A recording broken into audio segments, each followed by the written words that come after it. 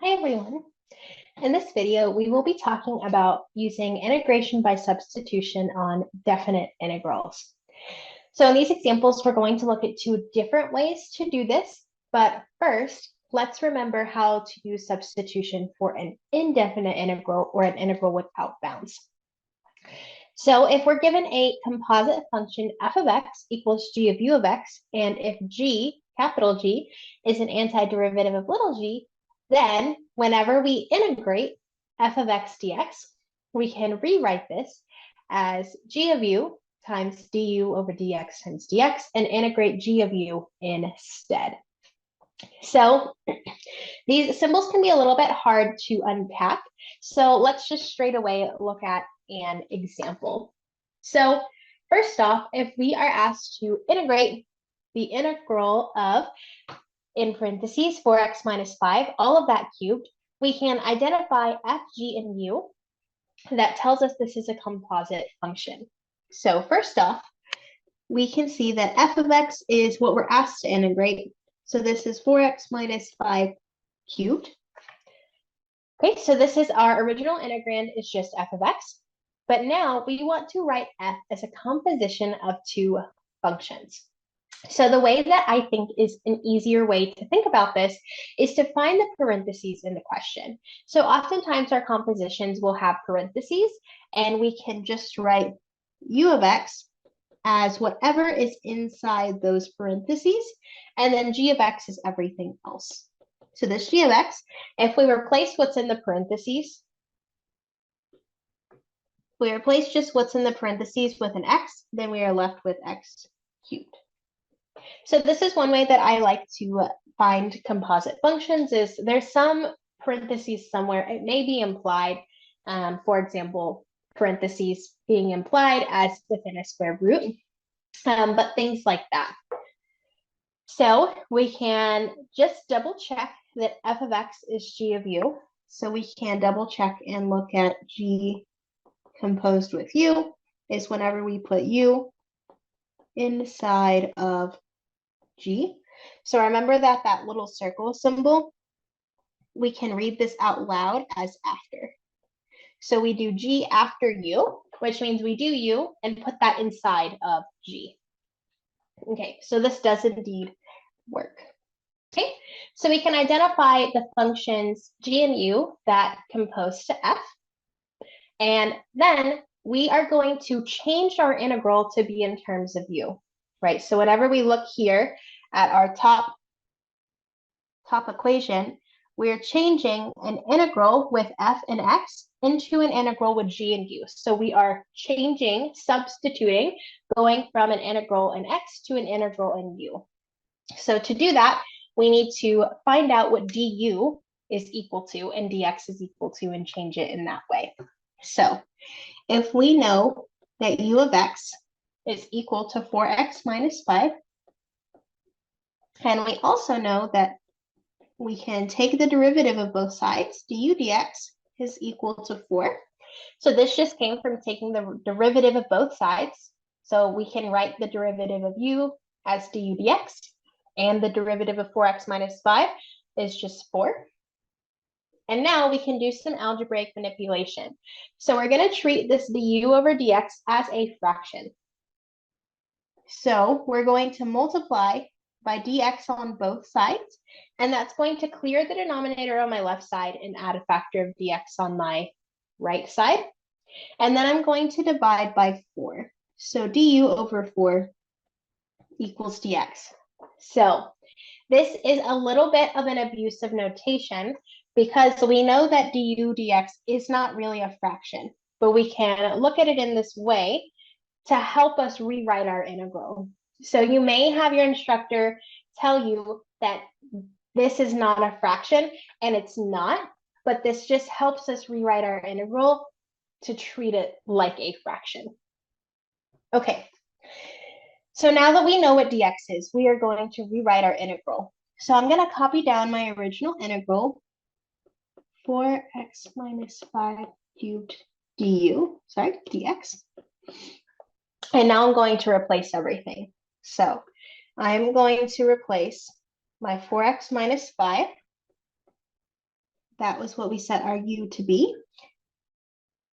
And my dx, so in my first step, I solved for u, and in my second step, I solved for dx is du over 4.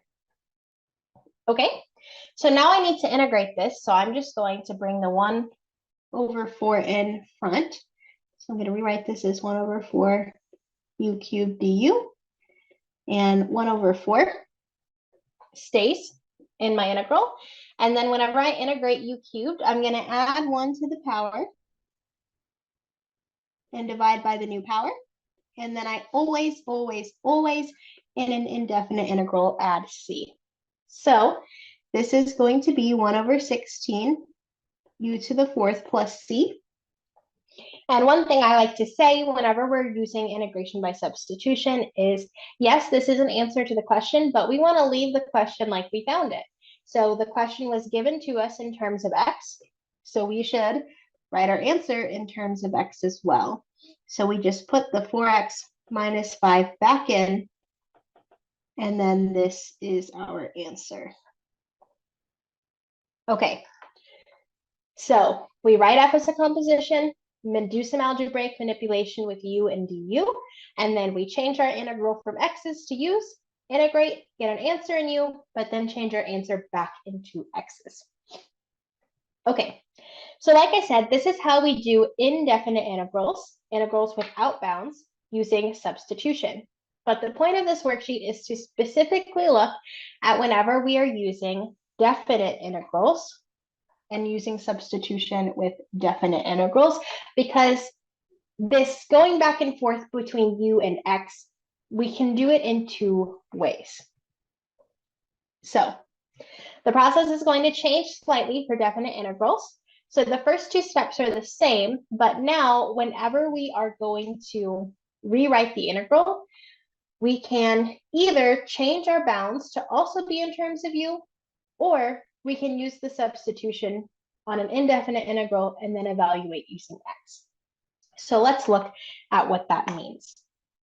So again, we can change our integral to be completely in terms of u, or we can change it back into terms of x, but what we're not going to do is mix u and x. So let's look at this gray box first. So if we're looking at this gray box first, then let's look at the integral we're given.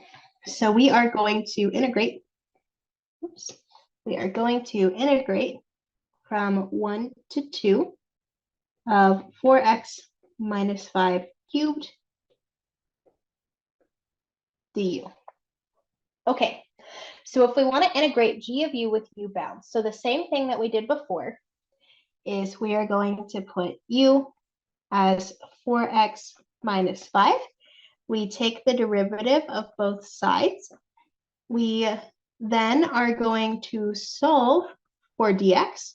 So we see that du over 4 equals dx. So now what we're going to do, so this is going to help us rewrite, sorry y'all, this should be a dx. So this is going to help us rewrite our integral, but what we're going to do is we're also going to change our bounds to be in terms of u. So we need to figure out u of 2, which is going to be 4 times 2 minus 5, just plugging in 2 to how we defined u there at the top. So this is going to be 3. And then u of 1 is going to be 4 times 1 minus 5, which is going to be negative 1.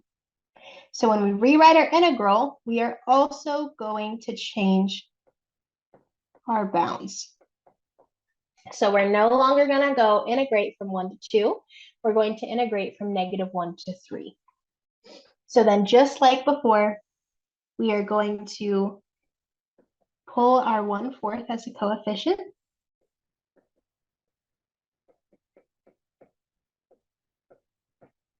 And when we integrate, we're going to have 1/4 times u to the 4th over 4, because we're adding 1 to the power and then dividing by that new power. So I'm going to simplify this as 1 over 16 u to the 4th, and we're evaluating that from negative 3 to 1. So remember, we're using the first fundamental theorem to tell us how to evaluate this definite integral.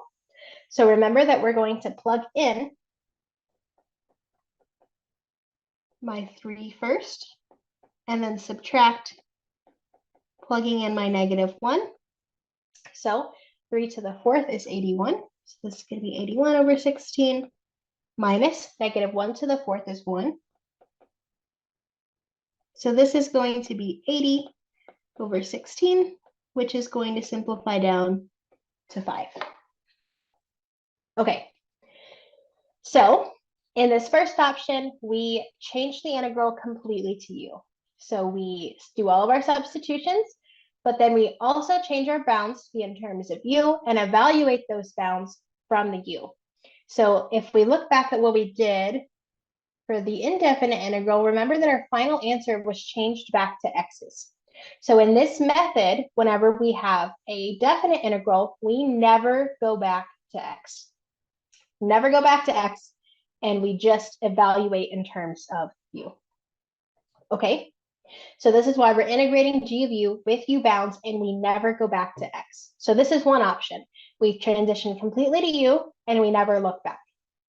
Our second option is to integrate f of x with x bounds. So what we do is we, again, start with our integral from 1 to 2 of 4x minus 5 cubed du. And what I'm actually going to do is I'm not going to write this as a definite integral at first. I'm just going to integrate this to see what's going to happen. So this was the example that we did right up here. So we know that we can use substitution to evaluate this indefinite integral. So right, we can rewrite this as 1 over 4 u cubed du. And we did some work to eventually get that this was 1 over 16 times 4x minus 5 to the 4th plus c. So if we're integrating this with x bounds, we're just going to integrate it as an indefinite integral first, so without the bounds first, and then add back in those bounds. So now using the first fundamental theorem, we know that we evaluate this along our x bounds. So we go from 1 to 2. So now we put back in the bounds from our original integral and just use the first fundamental theorem of calculus to evaluate these.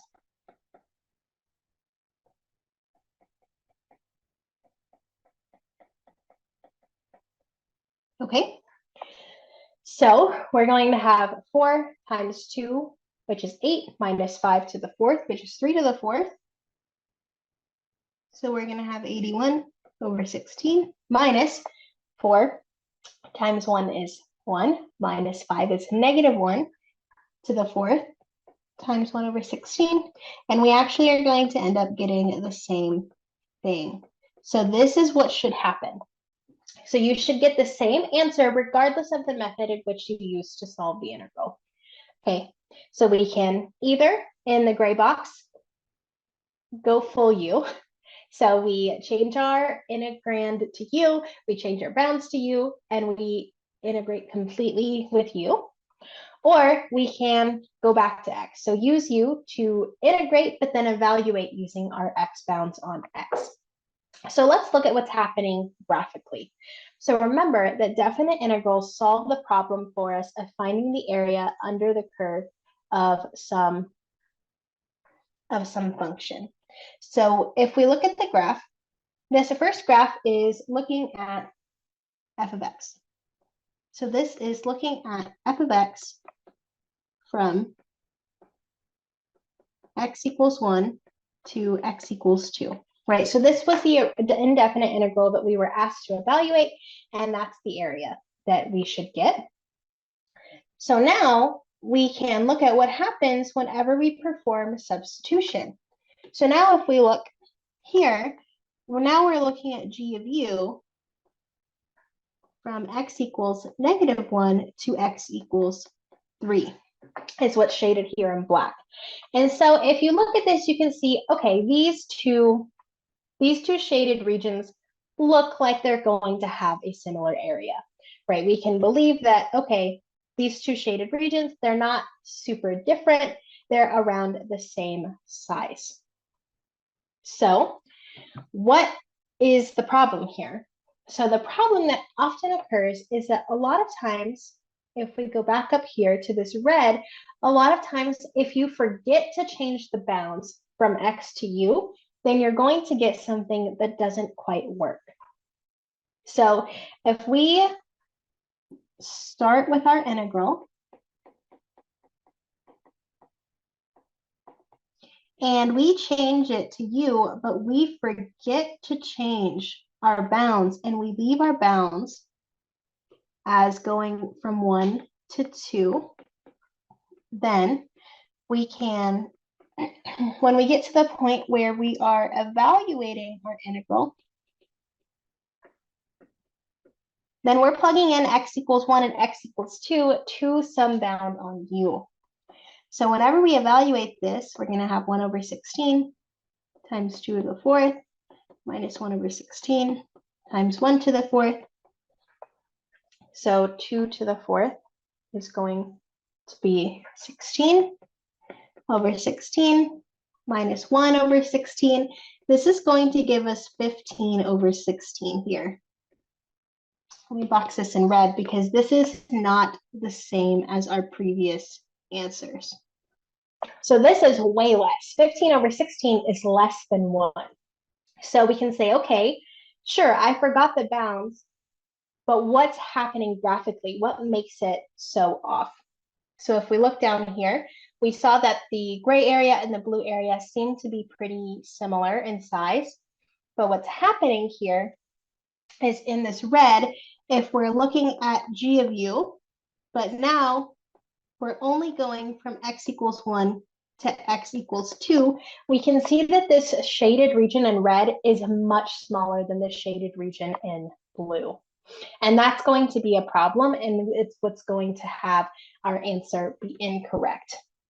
So keep in mind, what does an indefinite integral actually represent? Well, it represents the area under the curve. And doing a substitution just it shifts our area, for example, from this blue vertical area to the gray horizontal area, but it's still the same size. So we just need to make sure whenever we're doing these integrals that we either have everything in terms of u or everything in terms of x, and we don't blend the two methods together, because then our area will end up being much bigger or much smaller than we actually need.